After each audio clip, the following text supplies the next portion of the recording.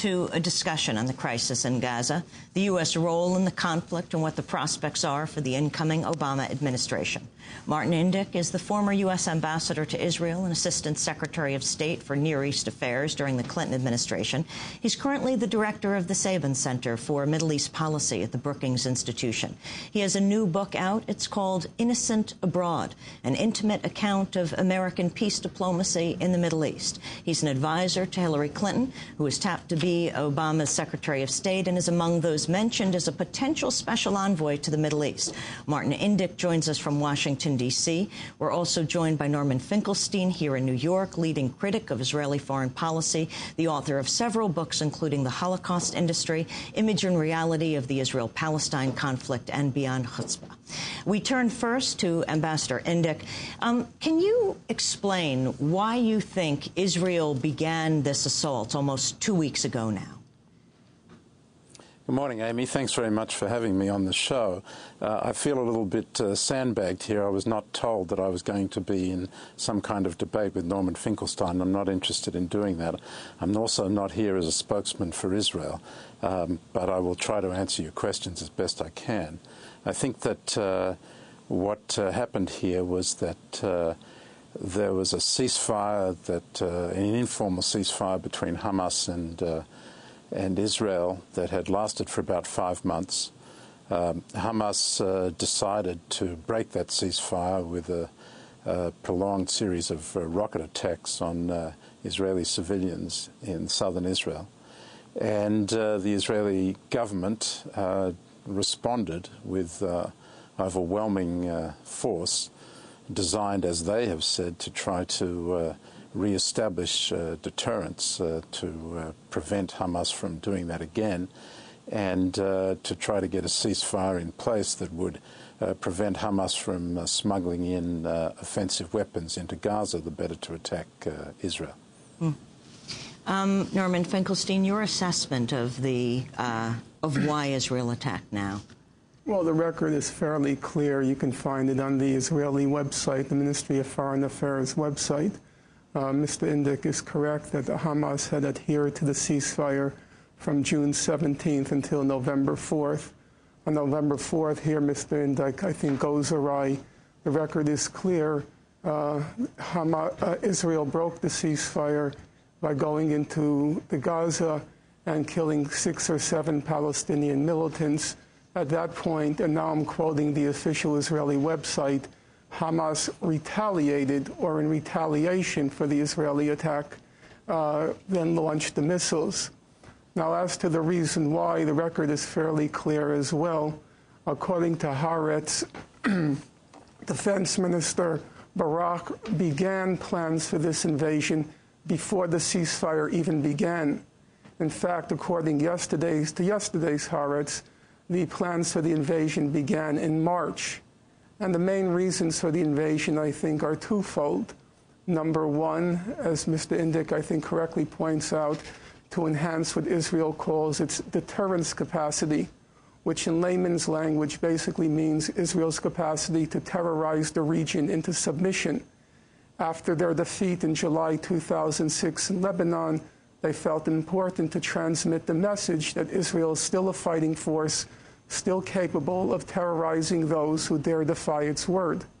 And the second main reason for the attack is because Hamas was signaling that it wanted a diplomatic settlement of the conflict along the June 1967 border.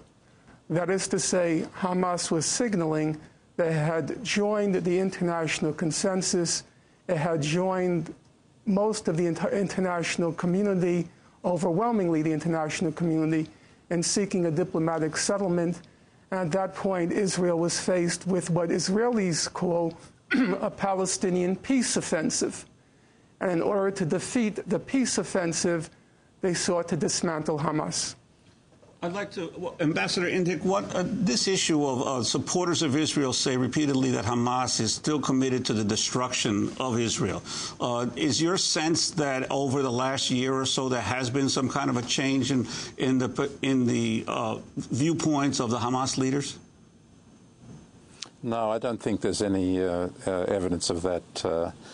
Hamas is very clear that it will not make peace with Israel, it will not recognize Israel. Its intention is to destroy the Jewish state, that it's an abomination in the midst of the Arab heartland, Islamic world, and so on. And I don't see that there's any change in that whatsoever. I think the change that's taken place is a change on the ground. Hamas, having won the PA elections, and then we don't need to go into the details of that, but essentially what happened was, as a result of a competition between Hamas and Fatah over who would rule, Hamas took control of Gaza by force in what was in effect a putsch against the Palestinian Authority.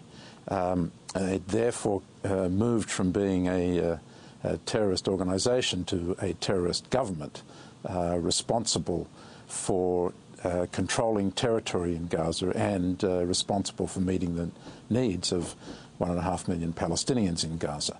That was a fundamental change in Hamas's organization. By the way, it was a change which was hotly contested within Hamas.